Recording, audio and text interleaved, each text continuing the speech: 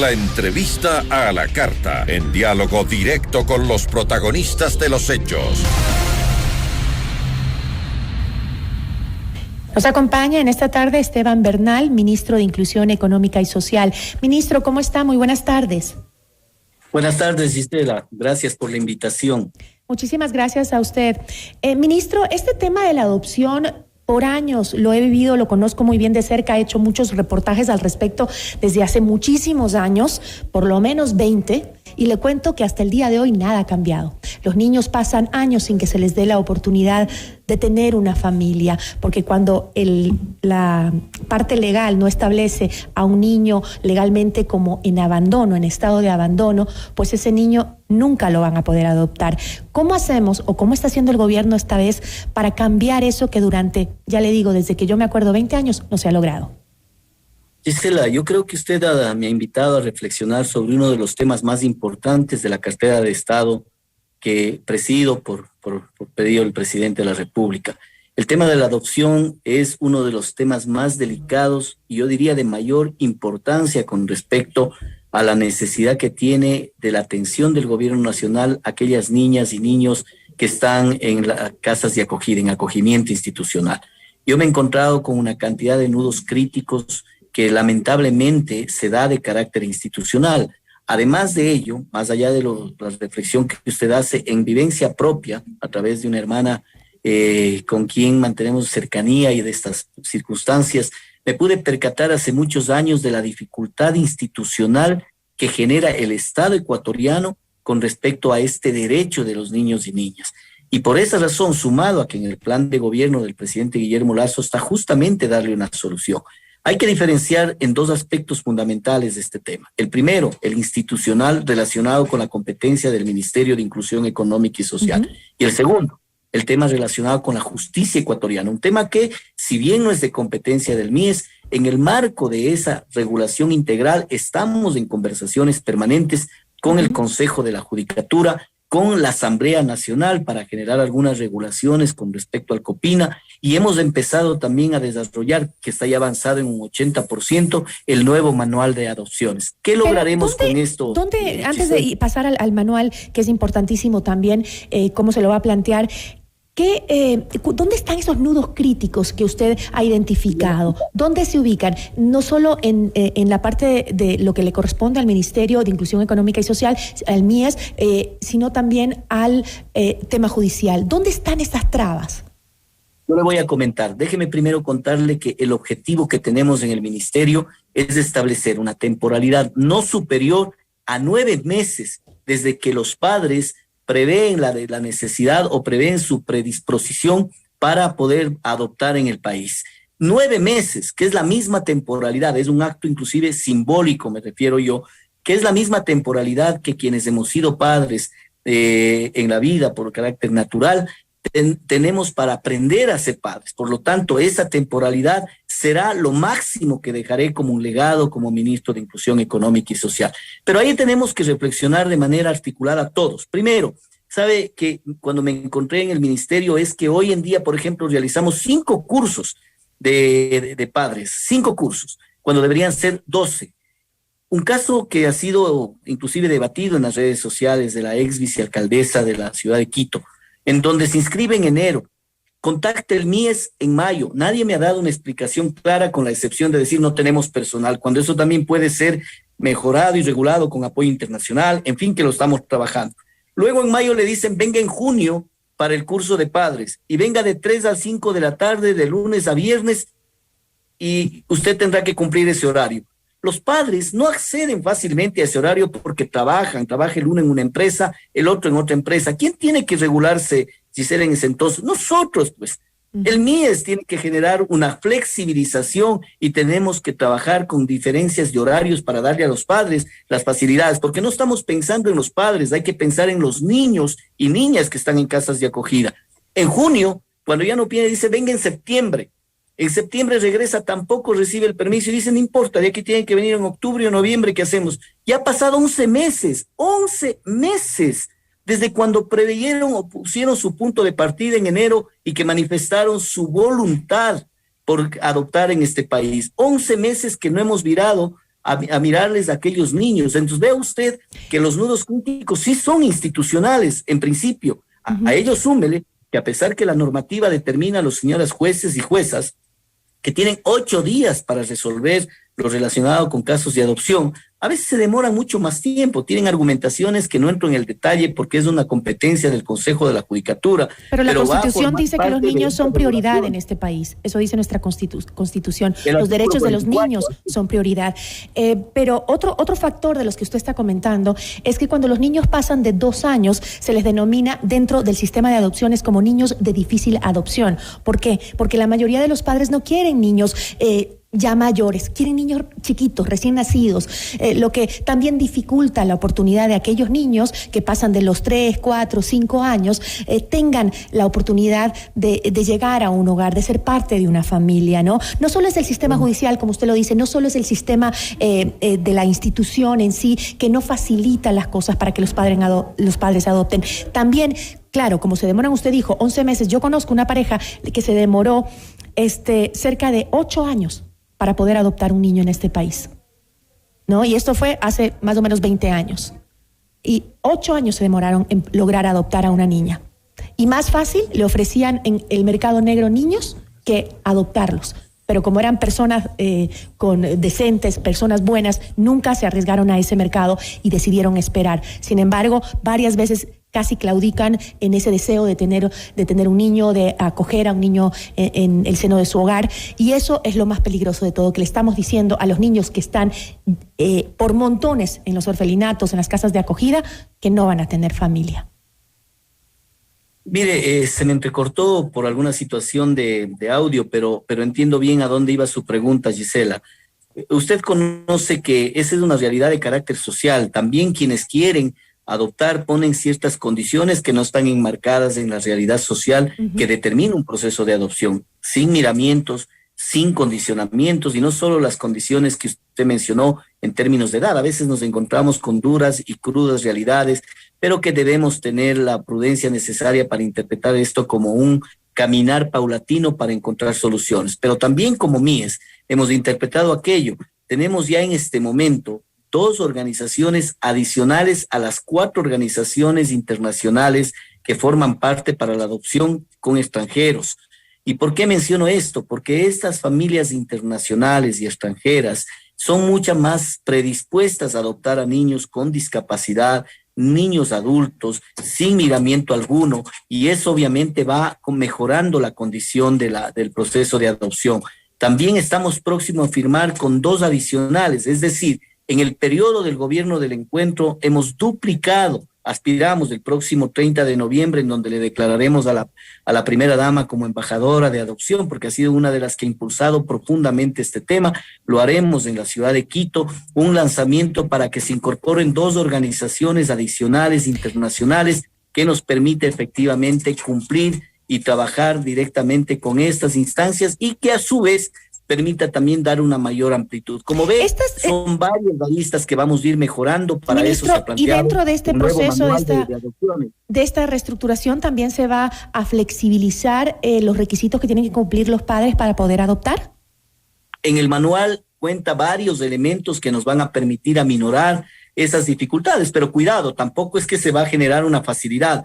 No se trata, y perdóneme lo procaz de mi expresión en este momento, pero no se trata de que es como ir al mercado y comprar tal o cual producto. No, estamos hablando de algo extremadamente delicado, de algo extremadamente sensible. Sobre todo por el tráfico de personas que existe en nuestra región. Así es, por eso hay que tener un tema de prudencia, de exigibilidad absoluta, pero la exigibilidad no determine en burocratización de aquello.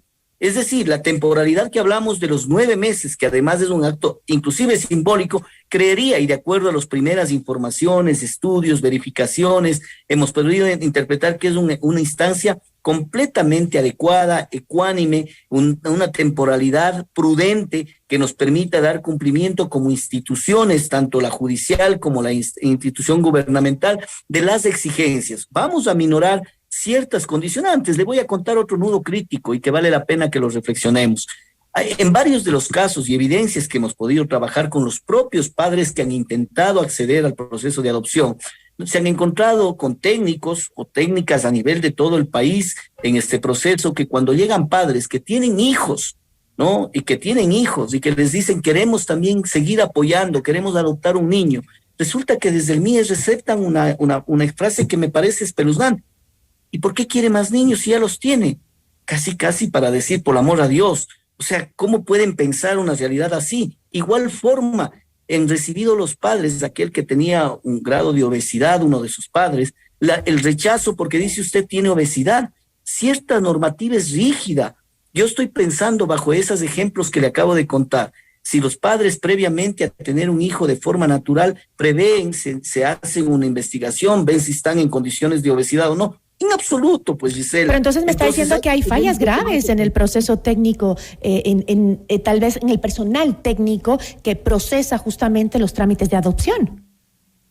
Así es, tenemos que trabajar a fondo, tenemos que profundizar en una concienciación del personal. Yo creo que uno de los mayores retos que tengo como ministro de Inclusión Económica y Social es institucionalizar con mucha prudencia, con mucha ternura. Le comento algo en términos de infidencia institucional.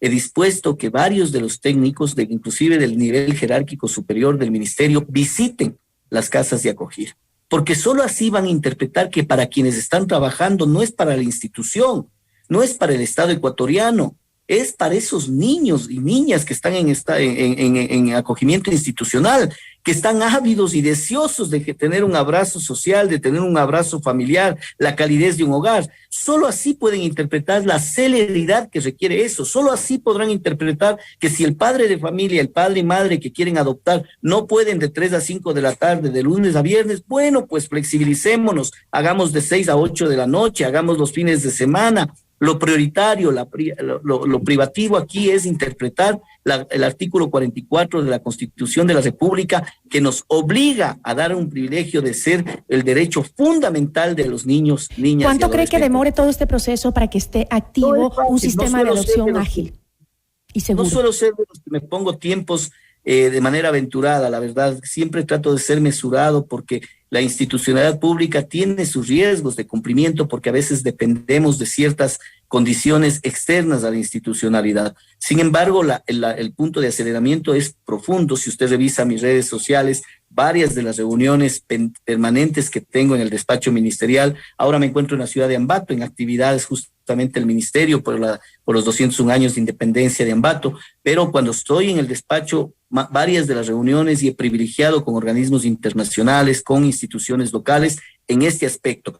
No le podría dar una temporalidad del cumplimiento, lo que sí le puedo asegurar que esto arrancó desde el día 1 que me posicioné como ministro. Pero creo que sí es un tema que amerita hacerlo con agilidad, ¿no? Y en un corto tiempo. Estos niños ya han esperado muchísimo y cada día que pasa se vuelve un día más para que no logren encontrar un hogar o una familia. Hay muchos ecuatorianos que quieren adoptar niños, eso estoy seguro, pero los trámites siempre les hacen cambiar de opinión y eso es triste.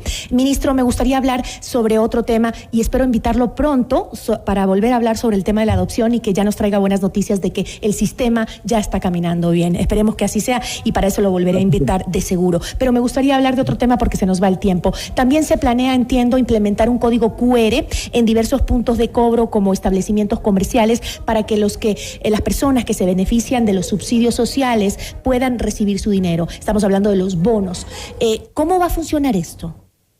Estamos trabajando ya, tenemos varias premisas básicas alrededor. La disposición del presidente de la República es generar un grado de prosperidad alrededor de la entrega de los bonos o transferencias monetarias del ministerio. Por lo tanto, el sistema se denomina Sistema Prospera, entre los que hay varios elementos. Me concentraré en el que usted ha particularizado. El entregarles unos códigos QR a los beneficiarios para que puedan acceder a la compra en los establecimientos de la economía popular y solidaria. Una madre de familia que a las 7 de la noche requiere comprar una libra de carne puede accederse con ese código y efectivamente se va a descargar. Todo eso lo estamos articulando, va a ser lanzado, esto sí le aseguro, no más allá de un par de semanas o 3 semanas, ya de manera oficial, para empezar toda la articulación institucional. Lo hemos trabajado a fondo y esto va a permitir 2 cosas. Primero, la identificación directa del beneficiario para que no exista esas eventualidades de que terceros puedan estar siendo beneficiarios de gente que ya no recibe el bono. Todas esas cosas estamos procediendo a la ¿Eso quiere decir que van a reevaluar a los beneficiarios del bono? Sí, estamos en eso. Vamos a hacer una actualización de la base de datos porque existe mucha gente que aunque necesitando no está en la base de datos y quienes no necesitando están en la base de datos y por lo tanto ese es uno de los objetivos MRACOS, pero me concentro en honor a los mutuos tiempos, estimada Gisela, en el tema de QR. Esto va a permitir, reitero, de que se genere una corriente circular virtuosa. El beneficiario del bono va a tener la posibilidad de tener en un código adscrito su recurso y además de ello también la posibilidad de acceder al recurso en términos líquidos. Y cuando usted tiene en QR, va a poder acceder con ese código a la tienda de la esquina y eso va a permitir que los recursos se queden en la economía popular y solidaria de la zona, de la parroquia. Y esto además potencializa un consumo adecuado. Hay varias denuncias, quizá no es la generalidad, pero que el bono va destinado para la compra de televisiones, para la compra, para los 15 años de la hija, y ese no es el objetivo del abrazo social del gobierno del encuentro. El objetivo es de que se use efectivamente para alimentar, para proteger nutricionalmente a sus hijos. Entonces, este código va a tener determinaciones específicas del consumo. Ahora, pero ministro, un código QR implica que necesitas un celular, un dispositivo móvil para poder tener ahí el código QR, ¿verdad? Vamos a hacerlo por etapas. Primero tenemos que entrar en un proceso de bancarización, en donde hoy por hoy es 20% bancarizado, 80% no. Hay que invertir la cifra. A más de ello, por supuesto, requiere un dispositivo y también requiere, probablemente no, déjeme que converse un poco más a fondo con los técnicos que están trabajando en este tema. Probablemente no, en papel puede ser el código impreso. Sea un documento impreso, gratuito, entregado por el propio MIES, así que probablemente o por lo menos iniciar por ahí, ¿no? Sin embargo, de ser el caso, iniciaremos por etapas con quienes puedan acceder en este proceso e iremos identificando. Todo es posible en este tiempo de tecnología avanzada, así que... Sí, lo difícil es que a quienes llega el bono o la ayuda social del Estado, generalmente es gente o adultos mayores o gente de muy bajos recursos, que son los más vulnerables en nuestro país. Y en la mayoría de esos casos no tienen un dispositivo móvil, tampoco acceso a Internet y esas cosas. Por eso lo que usted dice es importante, ¿no? Ir por etapas. Sí, yo no sé si sea la mayoría. Inclusive una de las reflexiones y de las evidencias que tenemos que la gran mayoría de aquellas personas que reciben el bono utilizan justamente para la recarga de los dispositivos móviles. Por lo tanto, habrá que ver y hablar con evidencias que podamos refrescarlas, pero sobre todo, como usted bien citó, Gisela, ir por etapas en las cuales nos permita arrancar e incorporarnos a aquellas personas que lo puedan hacer, sin perjuicio de que, lo que le mencioné hace un momento, quizás sea una tarjeta en la cual se imprima directamente desde el ministerio y pueda ser entregada a cada uno de los beneficiarios. Ministro, para cerrar, ¿se van a mantener los recursos que están destinados justamente para los diferentes subsidios en el tema social o eso también se va a reevaluar? No, está más bien, por el contrario, incrementado los recursos porque vamos a incrementar el número de personas que puedan ser beneficiarias con respecto a las transferencias monetarias. Con eso me quedo, ministro, y no le quito más tiempo. Muchísimas gracias. Una buena tarde. Agradecemos al ministro de Inclusión Económica y Social, Esteban Bernal, por acompañarnos en esta entrevista. Esto es Notimundo, la carta, siempre bien informados.